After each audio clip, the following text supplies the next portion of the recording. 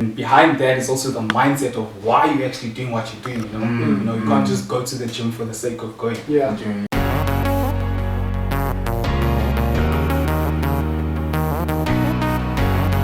Yes, welcome back to another episode of our Think Differently videocast. Today we have a special guest by the name of Mr. Nilton Langa. That's correct. I hope I said it right, my dog. Hope you're good. Thank you so much for joining us. Pleasure's all mine, brother. Thank you so much for giving me the platform to talk about myself as well. Thank you so much. Yeah, so I hope you guys are good. I'm good. Are you good, dog? All good, thanks, bro. Yeah, how you doing, Shimura? I'm good. Like, we're doing, what is it, knowledge share, no? Yeah, to be honest. It's a knowledge share because there's no whiskey, unfortunately. Yeah. And so basically today we're just going to be talking about everything fitness related, obviously what you're doing as well, being a Herbal Life distributor. You can just take us through all those things, dog. So let's start from the beginning. How did you get into fitness, dog? What motivated you to start this journey? Where can I begin? So for me, back in primary school, like I've always been active in the sense of being present in sports. But my number one sport that I was actually into was soccer. Of course, I had dreams there, a lot of dreams. Yeah. But as you grow up, obviously you get exposed to more things. Yeah. And I felt like if I didn't see soccer as a sense of, stepping stone towards what I want to do in life, I was gonna still be playing soccer. But fortunately enough, I didn't see it that way. Yeah. So I had to cancel that vision of being a soccer player, and then I had to replace that passion for the active lifestyle. And then this is when I got into the fitness life, and the rest is history. It's nothing hectic. It was just a transition from high school where it's difficult to get into the football industry, especially in South Africa, because the opportunities are there, but it's not as easy as you think it is. It's a business. Exactly, facts. At least you know that. So yeah, that's basically it. It was just a transition from soccer into the training lifestyle, and then as the years went by, adapted to the eating habits. And behind that is also the mindset of why you're actually doing what you're doing. You can't just go to the gym for the sake of going. So yeah. It's interesting because when you started gymming, bro. As a guy, you start gymming because you want to get you want to get the ladies. Facts. But the longer you gym, you realize 90% of your compliment is from other dudes. How long you've been, so that's kind of inspiring. I like that, dog. You also played soccer. But I think a lot of us started playing soccer. Playing soccer, bro. It's just that fish. I don't know what happened there, but that's another episode. So let's talk about like your training program, dog. Like it's I can see it's weightlifting. I want to talk about go into a bit into depth about like how to train. There's just the misconceptions of training. Can you get this physique without putting the frequency? How often should you train? The nutrition, all those things. So this one here is pretty obvious. For me, I'm more into the 5 days a week. But remember, it's not about how many times you go to the gym. It's about the quality of you being in the gym. You find guys training for about 3 hours, 2 hours, but the quality is not as great as a 1 hour session where you're doing the correct thing. And another thing, the misconception is that you need to lift heavy. There's a lot of ego lifters that intimidate youngsters also to start training. And then behind all of that is just the image. Just because I lift heavy, I'm the best in the gym. So what I do, I eliminate that factor by keeping things simple, because obviously I provide my clientele with meal plans and workout plans. So I focus more on the nutrition part, but when it comes to the training, I focus more on the quality. So instead of you doing reps of 100 kgs, 12 reps, I'd rather make you do 50 kgs of 8 quality reps. As long as you're feeling the form, as long as the tension and the pressure is there, you're doing the right thing. Because once you start lifting heavy, you can get into the injuries, this thing can be life-threatening to some people, pulling muscles, which is not, the greatest experience. So when it comes to training, obviously I like to do the early hours. I'm more of an early bird because I feel like if you start your day right, you conquer the whole day. Definitely, bro. What time do you go to the gym, bro? 5 a.m. Because Yes. yeah, since it's local, I mean, it depends on where I'm actually going because there's a variety of gyms that I go to. But my hours is always 5 to 6, or in winter it definitely changes because of the weather. So I hate the cold. But yeah, 5 to 6 is preferably my time, and then the workouts that I do, I focus on muscle groups that complement each other. So, because there's a lot of things that people do that they, want to see progress quickly, but it never happens because there's guys that are doing chest and back on the same day. That doesn't make sense because it's two major muscle groups. Yeah. So I focus on muscles that complement each other, like I said, chest and triceps because the motion is the same. Back and biceps, automatically when doing your lat pull downs, your biceps involved. The quads as well, you're going to do them with your lats, your hamstrings. Yeah. And then your calves, I mean, you do them. That's the other thing with the calves. People, don't really, they always ask you, how do you get some calves? How do you grow your calves? I mean, there's only one way. You have to work them out. There's no secret. So when it comes to the training part of things, I feel like people lack in the discipline. They feel like it's a more of a competition thing. I feel like that's where the pressure is the most. I want to look like that guy on Instagram.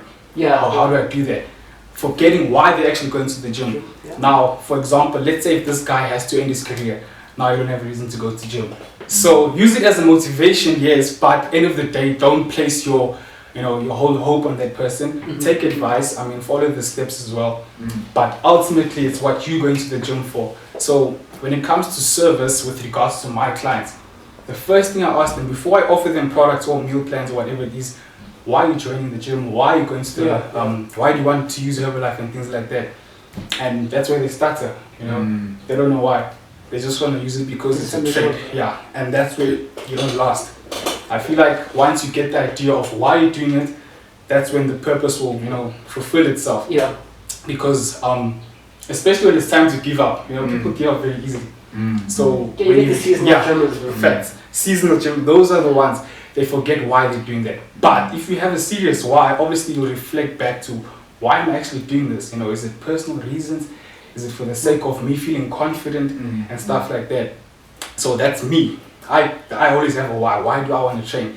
Like I stated, for me it was a transition and the discipline of actually, staying in the whole program of training. Yeah. And there was once where someone asked me, how long did it take you to get your body?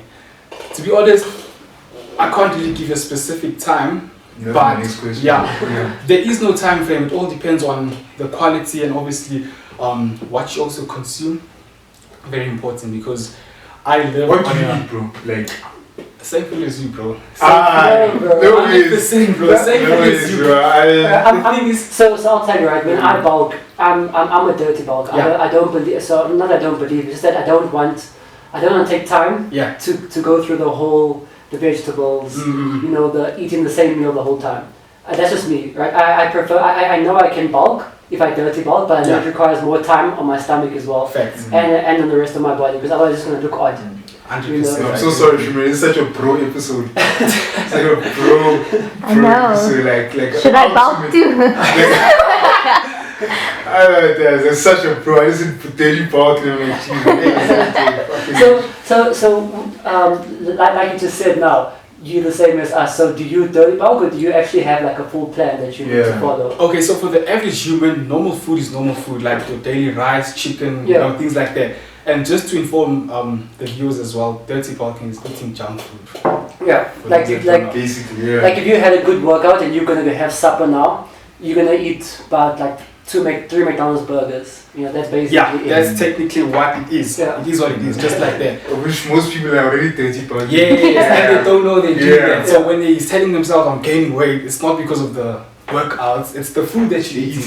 Because another thing that people don't know, sugar is what makes you fat, not bread, not pop. Pop doesn't have nutritional value, just for you to know.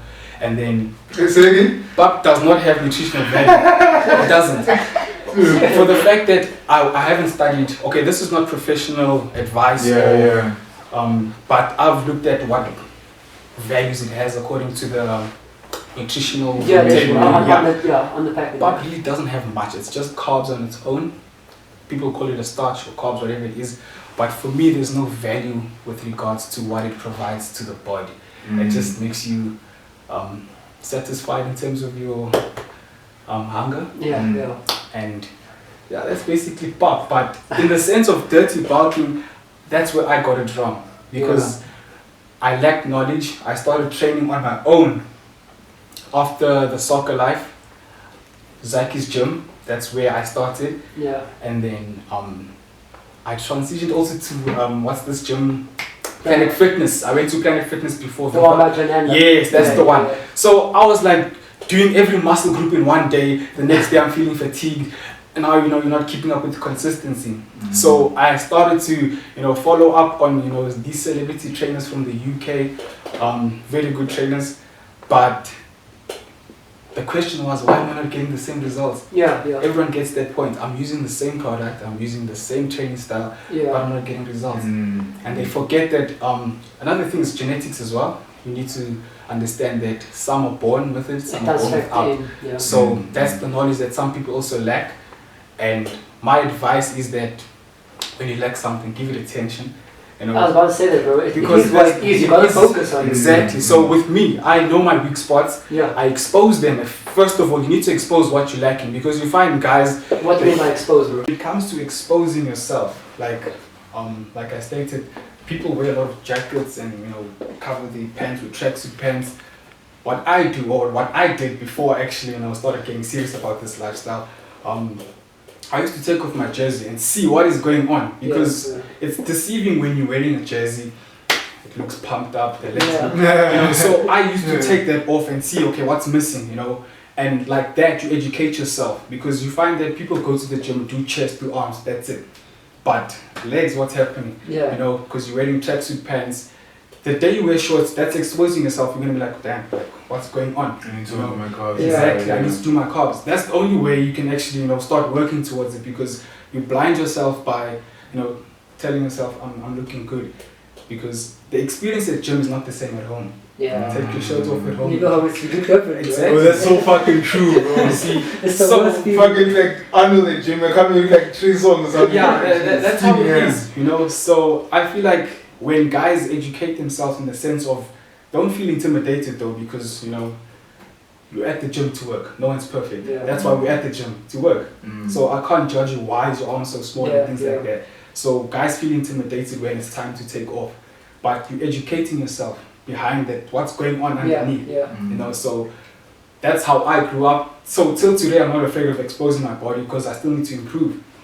And once you understand that statement, surely you'll work towards, bro, building yourself. That's a very good point, because you know what, it's actually you're the second person I've heard say that, bro. Because I once asked the guy, I was like, I saw the guy had like some big calves, bro, and I was like, bro, how did you get such big calves? And the guy's like, if I can be honest, when I started training my legs, I started wearing shorts. So you could see his upper body development, and he said, I could see my legs were lacking, they weren't matching my body. So I started wearing shorts and started training them more often. And that way, every time he walked past the mirror, he looked at his upper body, it was bulging, but you could see his legs also. So he done legs that day. Exactly. Just like that, bro. 100%. So it is what it is, my man. You gotta work those carbs. I like that, bro. I think I shouldn't try it, bro. Yeah, also like try some exposure. Like what I'm getting from you is that it's like there's a difference between someone who just trains and someone who's intentional with the training. That's the key word, intention. So I like that, because we've been gymming for how long now, bro? Jeez, bro, it's been since like high school. Since high school, It's only like now, like you said, when you got the information, you start training properly with nutrition, all the stuff.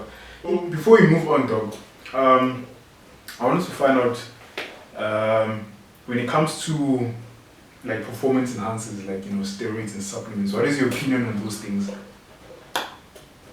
To be honest, if you don't work, nothing works. Simple as that. So whether you're taking steroids, whether you're taking the boosters, your creatine, mass builders, whatever it is, if you don't work, nothing will work. And the quantity of how you're using this stuff is the biggest concern, because you find that yes, they do help with performance, according to what I've seen, But the most important thing is they don't do it professionally. In my sense, there's some guys that that would actually go into this thing without the knowledge, but peer pressure is what gets them into that. And for me personally, I think if you want to take it, do it safely. But according to my knowledge, I really do not have that input that will give you the drive to actually go and start taking these things. Because end of the day, it's got to do with your blood, it's got to do with your kidneys. There's a lot of things that are involved. But like I stated, if you don't work, nothing works. Yeah. But I like that, bro, because even when someone asks me for advice on supplements, what should I take, what's a good pre-workout, whatever, I'll be like, bro, listen, I can tell you what pre-workouts I take, but if you want the best out of your supplements, go to someone, a dietitian. Yeah. Let them assess your body. Right. Let them tell you what your body needs. 100%. Some people need more protein. Some people need more carbs. That's what it is. It's really about your body. So if you want to get the best out of your body, you can like me. I don't know what's best for my body. Yeah. It's just been through gym, through eating everything. I figure out what works for me, what doesn't work for me. But I know if I want to get the best out of it, I need to go visit a dietitian, bro. 100%. So that they can tell me, listen, you have too much protein in your body. It's affecting your muscle growth. You need to have more carbs, whatever the case is. That's true. And I believe that's the way it should be, bro. 100%. So, bro science is what kills people. I heard it from this guy. He said actually take it like that. Yeah. So we get influenced by that. And automatically the results will show, but is it long lasting? That's the other thing. Can you maintain all of this stuff? Because I mean, I've seen the prices of this stuff, no lie. Yeah. It's like, wow, do I really have to pay for this? Although it's not a shortcut because everything takes time. Because if it had to be a rapid thing, a couple of people would have been in hospital and things like that. Yeah. I've studied it before. Okay. Not like fully, but I've seen exactly what does this do. These are just, majority of them are actually for the medication, to be honest.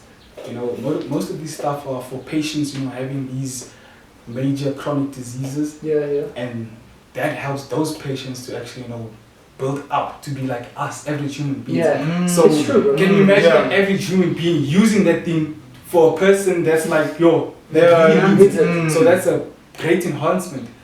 And everything will definitely show, but it's too much for a person to, just jump on if they don't have the knowledge. Yeah. Because overdose, you don't know how much you need to take. How long should you take it? Because I can literally just say, my guy, take this thing, this is what I use. Yeah. This person is gonna put it in his own theory. No, I wanna go bigger than you, then Yeah. risk. So it's true, but I've been to hospital for an overload of creatine, bro. I had 80% something, and it's not normal, bro. Yeah, it's still in high school. Because obviously I don't know much, so I was like, creatine apparently is very good. Took it, ended up in hospital because my body was dehydrated. So there's not enough water for the creatine. Hectic. So you learn it as you go along. Yeah. So I think that advice is it's solid, bro. Yeah, rather do your own research, and most importantly, yourself. Yeah. Once you know yourself, then you work. Then you just work with it. That's what it is. I think that's a perfect prelude into my next question, which is I think what we all want to know about now, which is what we're all here for, Herbal Life, dog. Let's go into that. How did you get into Herbal Life?